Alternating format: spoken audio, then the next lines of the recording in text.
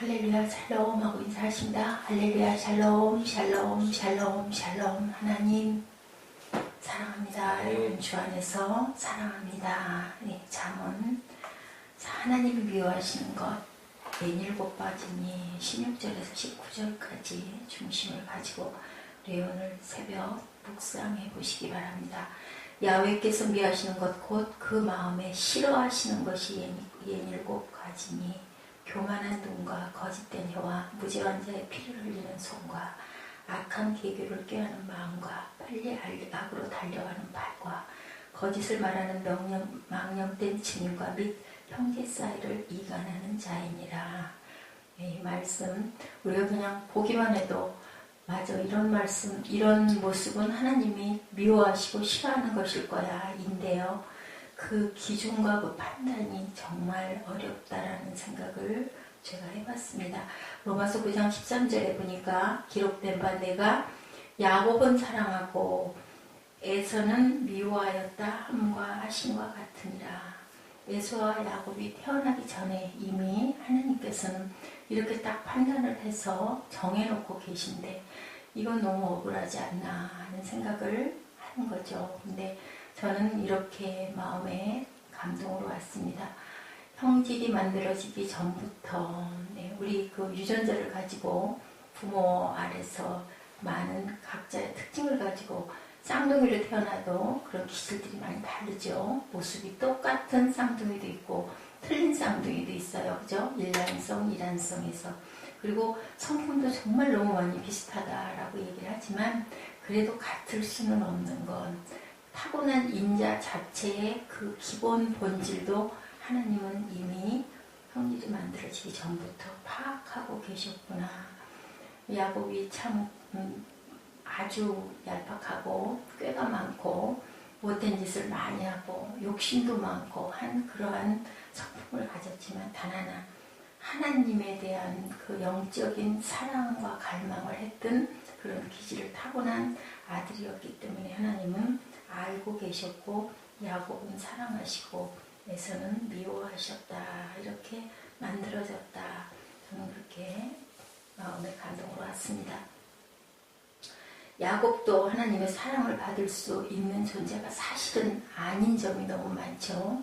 하물며 다윗도 마찬가지죠. 보면 얼마나 잘못된 부분들이 많습니까? 그럼에도 불구하고 어떻게 하나님을 두려워하고 경외하고 가장 맨 앞에 하나님을 놓고 바라보고 그리고 하나님과의 끊임없는 교통을 하려고 애쓰는 그 마음 중심, 그것 때문에 하나님을 사랑하시는 거지 누구도 의롭다 할 자도 또한 선하다 할 자도 없죠. 거기에 덧입혀 주신 것이 예수 그리스도의 보혈의 피로 우리를 구원받도록 해주시고 의롭다 칭해 주셨기 때문에 우리가 선택받은 자들이 그렇지 못한 자들과 다르다. 선택받지 못한 자들과 선택받은 자들은 그것도 또한 하나님이 이미 알고 계시고 정해져 있지만 우리는 어떻게 해요? 땅끝까지 누굴지 전혀 알 수 없기 때문에 전할 수 있는 자들에게 우리는 증인된 삶을 살고 가야 되는 것이다. 여기 보니까 잘난 체하고 자기를 뽐내는 것을 교만하다. 그렇죠. 잘난 체하고 자기를 뽐내면 교만한 건데 그것도 또한 그 기준이 어디 있는지 우리가 판단할 수가 없고 주님의 말씀에 그래서 누구도 판단하지 말아라. 그 판단은 오로지 하나님이 하신다. 눈이 높아져서 형편이나 처지가 딱한 사람을 보면 마음이 나는 그렇지 않으니까 하고 아주 뭐랄까 굉장히 위안이 되고 아이고 끌끌 하면서 바라보는 것 자체도 교만이라고 얘기를 합니다. 오직 뭐예요? 다른 사람과 나를 비교하는 것도 교만이고 다만 긍휼한 마음. 긍휼한 마음은 누구의 마음? 아버지의 마음을 지녀라. 근데 그 마음이 우리 마음대로 되던가요? 나도 모르게 안도를 하기도 하죠. 악한 사람, 우리가 보기에 악한 사람을 보면. 근데 그런 것조차도 교만이라고 여기서 말씀하고 계시네요. 이사야 2장 11절에 그날에 눈이 높은 자가 낮아지며 교만한 자가 굴복되고 야훼께서 홀로 높임을 받으시리라. 눈이 높아도 안 되고 교만한 마음도 되지가 않는다. 이것의 그 경계가 과연 어디서 어디까지인지 우리는 그래서 날마다 성령의 열매를 맺으면서 가고, 또 그 길잡이를 누가 해주세요? 성령께서 해주시죠. 우리가 모였을 때, 기도했을 때, 묵상했을 때 우리가 신앙생활을 하는 모습이 어떨까? 눈이 높아져 있는 사람은 행위로 인하여 마음이 교만해진다. 자기 눈에 보이는 행위와 아름다움에 취해서 마음이 부자가 되는 것 또한 교만하다. 나는 이만큼 하니까, 나는 예배마다 다 참석하니까, 근데 너는 뭐야? 주일날 잠깐 왔다가 늦게 왔다가 끝나면 바로 튀어 도망가잖아. 그게 무슨 신앙생활이야. 이것도 또한 교만이라는 거죠. 그 모든 것은 하나님의 중심을 보시고 감찰하고 계시니까 우리 그 세상 말로 너나 잘해인 것처럼 우리는 열심히 하나님을 바라고 우리 중심으로 주님을 섬기고 나아가야 될 것이다. 예, 이렇게 예배를 너는 조금만 드리니 나는 많이 드린다. 이런 마음조차도 교만이다. 이렇게 교만해지다 보면은 나 혼자 내 마음이 부풀어지고 나는 아주 선한 사람 같은 그런 착각을 하게 되는데, 그것도 또한 교만이다라고 말씀을 하고 계십니다. 복음이 없는 사람은 똑같은 일을 했어도 교만은 눈을 가지고 있다. 믿음을 의지하기보다는 뭐를? 내 행위, 내가 이렇게 했으니까 나는 이만하면 됐어. 이런 마음을 갖게 되니 오로지 너희는 믿음으로만 의롭다 칭함을 받을 수 있다. 또한 거짓되며, 거짓 잘못이죠. 거짓말하는 거. 거짓말하지 않고는 그런데 세상을 살아갈 수가 없는 거죠. 알고도 모르고도 내 무의식 속에 있는 것도 그걸로 인하여 거짓을 말할 수 있기 때문에, 여기서 가장 우리가 중심적으로 생각해야 될 것은 나의 거짓말로 인하여 상대방에게 악과 독을 끼치고 그리고 그 영혼을 죽이는 그러한 일이 바로 거짓말하는 것이다. 정말 영혼에 대한 그 문제가 하나님이 가장 미워하시는 거다. 영혼을 살려야 되겠죠. 하나님께서 미워하시는 거짓된 혀는 과연 무엇일까 생각해 봅니다. 예수 그리스도의 은혜를 가리는 말들을 할 때, 그죠? 구속의 은혜를 바로 전하지 않고 가감하거나 내 마음을 내 마음대로 해석하고 판단해서 전할 때 그것이 거짓된 혀다. 바로 예수 그리스도의 그 온전하신 말씀을 그대로만, 그래서 요즘에 그런 말씀들 많이 하시죠. 오로지 성경만 전해라. 오로지 말씀만 전해라. 다른 말을 해석하지 말라. 해석하는 것들은 그 해석을 한, 예를 들면 신학자면 그 신학자의 말이지 하나님의 말씀은 아니다. 말씀 자체로만 그대로만 전해라. 그리고 그 마음에서 오는 묵상으로 큐티를 하고 묵상을 해라라는 그런 목소리들이 많습니다. 우리도 모르게 거짓된 혀가 될 수가 있기 때문에 요한일서 2장 22절에 거짓말하는 자가 누구냐? 예수께서 그리스도임을 부인하는 자가 아니냐? 아버지와 아들을 부인하는 그가 바로 적그리스도니 하고 있습니다. 과연 우리는 온전하게 하나님 말씀만 전하는지. 그래서 바울사도가 얘기하죠. 선생되기를 많이 하지 말라고. 그 참 조심스러운 부분이기 때문에, 또한 그렇게 하고 내가 지키지 못하면 그것도 또한 거짓의 행위를 하고 있기 때문에 누구도 그것을 자신 있게 나는 그렇지 않아 라고 얘기할 자는 하나도 없고, 그렇게 된 자는 또 영적인 교만을 우리가 저지르는 것이기 때문에 주 안에 있는 우리들은 그저 하나님 안에, 하나님 아래에 겸손하게 무릎을 꿇는 그런 저와 여러분이 되셔야 할 줄로 믿습니다. 그리스도의 심을 부인하는 자는 모두 거짓말장이들이다 라고 하죠. 예수 한 분으로 부족해서 이것저것 끌어다 붙이는 것 자체가 그것이 하나님의 복음이 아니고 내가 복음이 될 수 있다. 이 세상에 오셔서 주님께서는 많은 일을 하셨죠. 그런데 우리가 정말로 예수를 알자, 주님을 알자, 야훼를 알자, 어떻게 알자, 힘써 알아야 할 줄로 믿습니다. 그냥 아는 게 아니라 알기 위해서는 우리가 힘을 써야, 자녀를 부모가, 어머니가 출생할 때 정말 장이 끌어올라오는 것처럼 뭐 하늘이 노을해지고 내 생명을 갖다가 거기다 바치고, 뭐 요즘에는 의학이 좋아서 그렇게까지 심각하게 될 생각 안 하지만 예전에는 산실이 따로 있었죠. 그래서 엄마가 아이를 낳으러 들어갈 때 신발을 벗고 들어갈 때 그 신발이 바로 돌려놓여져서 나올 수 있을지를 모른다 할 만큼 하나님을 아는 것도 우리가 생명을 바쳐서 사랑하고 알아야 할 줄로 믿습니다. 또한 무죄한 자의 피를 흘리는 손을 하나님은 미워하십니다. 이 세상에 죄가 없는 사람은 아무도 없죠. 예수 그리스도를 믿음으로 의롭다 칭함을 받았기 때문에 믿음으로 의롭게 된 성도들은 무죄한 자들인데 이 성도를 정죄해서 스스로 정죄에 빠지게 만들어버리는 사람이 교회 안에 얼마나 많을까. 그게 과연 나는 아닐까.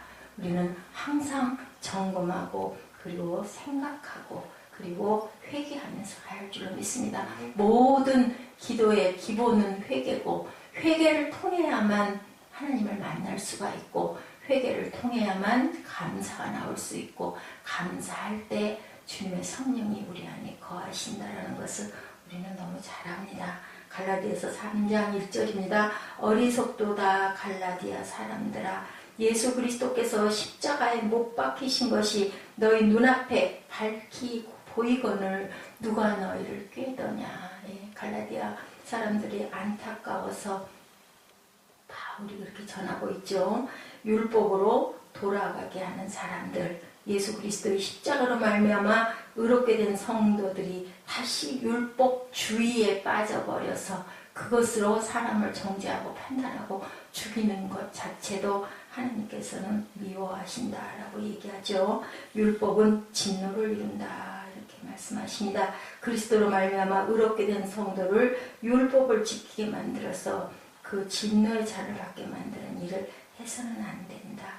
구원받을 성도를 구원받지 못하게 하는 일은 하나님께서 당연히 미워하시는 일인데 자녀를 죽게 만드는 일을 우리가 저질러서는 안 되는데 그것이 바로 원수됨이다 라고 얘기해요. 그래서 율법주의가 돼서는 안 되며 사랑의 마음을 가지고 저희들이 율법을 하나님 주님이 오셔서 완성하셨기 때문에 그 완성을 진리 안에서 자유케 누리며 또한 서로가 서로를 권면하고 싸매고 보듬고 같이 함께 가야 되겠죠. 시편 21편 11절에 저희는 너를 해하려 하여 계교를 품었으나 이루지 못하는도다.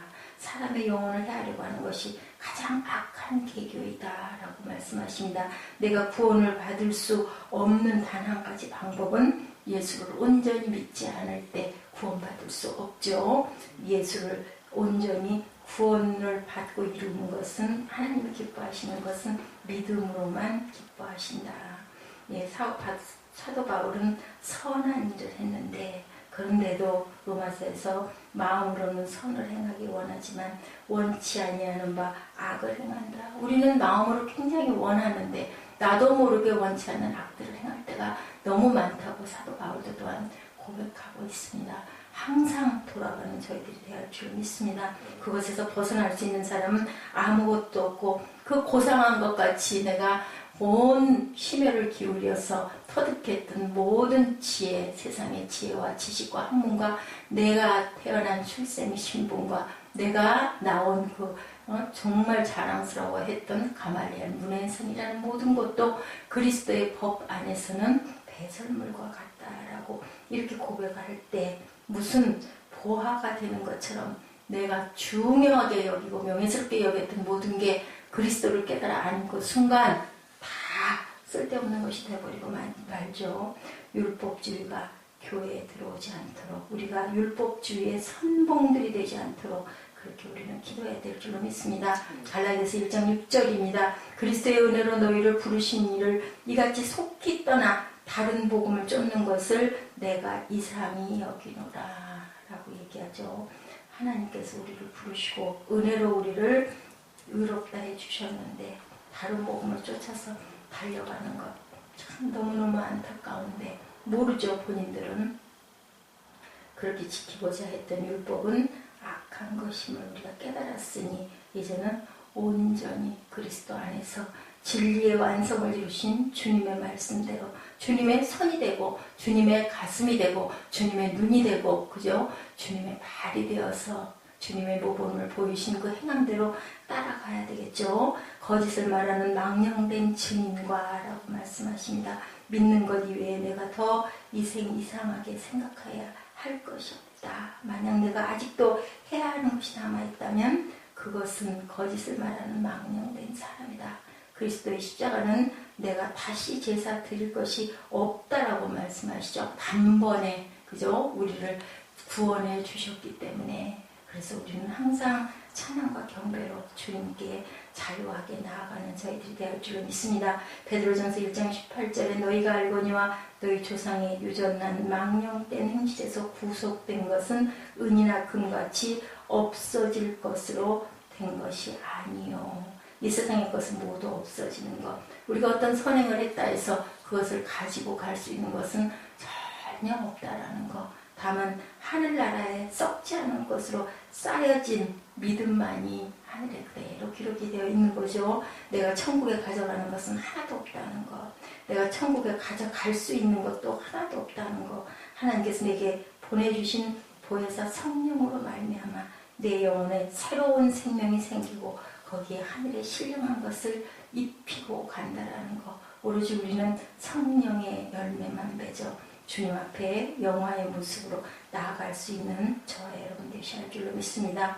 갈라디아서 4장 17절에 저희가 너희를 대하여 열심내는 것이 좋은 뜻이 아니요 오직 너희를 이간 붙여 너희로 저희를 대하여 열심내게 하려 함이라. 열심으로 이간을 시키고 있다는 거죠. 내가 구원을 받은 것은 오직 믿음뿐인데 이것도 해야 되고 저것도 해야 되고 그리고 자꾸 믿음보다는 어떤 행위의 열심을 갖게 만들어버리면 형제간에 신뢰를 하지 못하고 아까 얘기한 것처럼 나는 이렇게 하는데 너는 그러고 있니? 이런 모든 것들로 인하여 이간을 그리고 신뢰를 깬다. 지나친 열심은 우리의 맏형인 예수와 나를 이간시키게 만드는 것임을 깨닫고 마음으로 믿어 의에 이루도록 우리는 그 의를 이뤄가야 할 줄로 믿습니다. 하나님께서 미워하시는 그 일들은 사람이 볼 때 미워할 일이 아니라 오히려 칭찬받은 일일 수도 있다는 거. 정말 어렵겠다라는 생각을 제가 이 말씀을 깊이 바라보면서 묵상하면서 생각했습니다. 하나님께서 미워하시는 일을 하고 있다면 그것을 버려야 하나님으로부터 사랑을 받을 수 있는 성도들이 될 수 있는데 그 미워하는 것들의 그 경계가 과연 어디에 있을지. 네. 하나님께서 미워하시는 일을 하기보다는 하나님으로부터 사랑을 받는 하나님의 말씀 안에 우리가 깊이 머리 숙이고 무릎을 꿇고 기도할 수 있는 저와 여러분 되시기를 주님의 이름으로 축복합니다. 우리 본문 잠언 6장 11절에서 14절 말씀 한 절 읽으시고 기도하는 시간 같습니다.